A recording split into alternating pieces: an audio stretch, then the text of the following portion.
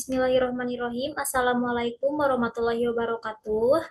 Alhamdulillahirabbil alamin wa bihi nasta'in wa ala umuri dunya waddin. Wassalatu wassalamu ala asrofil anbiya'i wal mursalin wa ala alihi wa sahbihi ajmain amma ba'du. Yang terhormat Profesor Dr. Ida Farida CH MPD selaku dosen pengampu mata kuliah Metodologi Penelitian Pendidikan Kimia dan teman-teman yang saya banggakan. Sebelumnya, perkenalkan saya Aulia Andini dengan NIM 12320808070 akan mempresentasikan proposal penelitian saya yaitu implementasi inquiry terbimbing berbasis isu lingkungan untuk meningkatkan HOT siswa pada materi asam basa.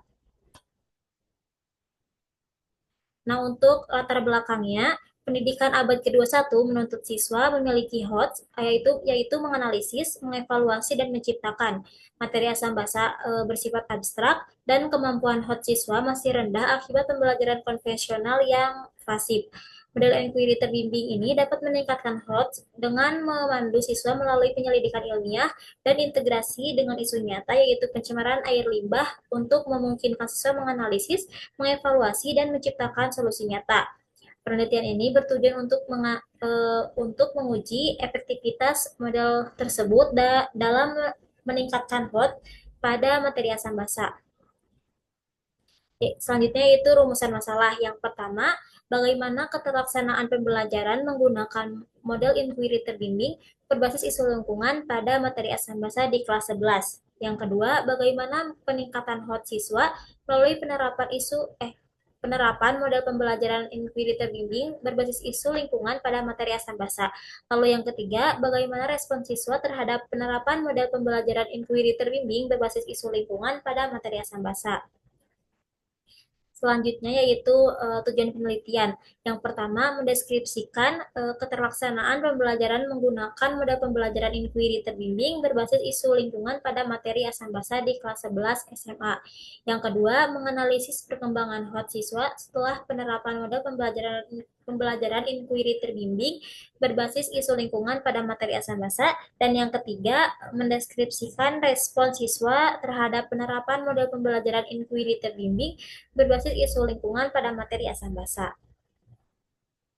Selanjutnya, manfaat penelitian. Secara teoritis, penelitian ini tuh memperkaya kajian pendidikan kimia dengan menyediakan landasan empiris mengenai efektivitas integrasi model pembelajaran inquiry terbimbing berbasis isu lingkungan, khususnya pencemaran air limbah dalam meningkatkan keterampilan HOT siswa pada materi asam basa.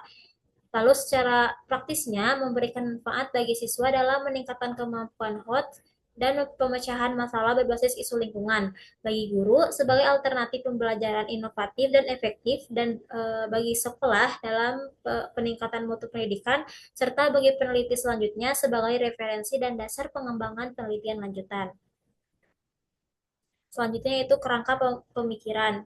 HOT siswa pada materi asam basa ini tuh masih tergolong rendah akibat pembelajaran konvensional yang berfokus pada hafalan. Model pembelajaran inquiry terbimbing ini tuh memandu siswa melalui tahapan penyelidikan ilmiah sehingga mendorong keterlibatan aktif dan pengembangan HOT. Lalu integrasi isu lingkungan berupa pencemaran air limbah memberikan konteks nyata bagi siswa untuk menganalisis, mengevaluasi, dan merancang solusi berbasis konsep asam basa. Dan yang terakhir, penerapan model ini tuh diyakini mampu meningkatkan HOT siswa secara lebih efektif. Selanjutnya, hasil penelitian yang relevan. Model pembelajaran inquiry terbimbing ini tuh terbukti efektif meningkatkan HOT siswa dan melatih siswa untuk membangun serta menemukan konsep secara mandiri dibandingkan pembelajaran konvensional. Nah, untuk yang kedua yaitu rendahnya HOT siswa itu khususnya pada kemampuan menganalisis dan mengevaluasi menunjukkan perlunya pembelajaran yang berorientasi pada keaktifan siswa. Lalu pemanfaatan isu lingkungan sebagai konteks pembelajaran dilaporkan untuk meningkatkan motivasi, kemampuan berpikir kritis, dan keterampilan berargumentasi siswa. Nah, yang terakhir, pada materi asam basa ini, siswa masih mengalami kesulitan mengaitkan konsep pH dengan fenomena nyata sehingga diperlukan pendekatan pembelajaran berbasis penyelidikan ilmiah. Selanjutnya yaitu ringkasan kajian pustaka. Model pembelajaran inquiry terbimbing ini tuh menempatkan guru sebagai fasilitator dan membimbing siswa melalui tahapan penyelidikan ilmiah sehingga siswa itu aktif membangun konsep dan mengembangkan keterampilan berpikir tingkat tinggi. Lalu isu lingkungan seperti pencemaran air limbah digunakan sebagai konteks pembelajaran yang autentik dan relevan dengan kehidupan nyata, berorientasi pada keberlanjutan serta mampu meningkatkan motivasi dan tanggung jawab siswa dalam memecahkan masalah lingkungan secara ilmiah. Keterampilan berpikir tingkat tinggi mencakup kemampuan menganalisis, mengevaluasi, dan menciptakan, yang penting untuk melatih siswa berpikir kritis, reflektif, dan kreatif dalam menyelesaikan permasalahan kimia kontekstual. Materi asam basa ini tuh memiliki karakteristik abstrak dan kontekstual, melibatkan representasi makroskopik, submikroskopik, dan simbolik sehingga sangat sesuai diterapkan dalam pembelajaran berbasis berbasis inquiry untuk mendukung peningkatan hak siswa. Selanjutnya itu metode penelitian. Yang pertama itu jenis dan dasar penelitian. Untuk pendekatannya yaitu kuantitatif, ekuasi, eksperimental.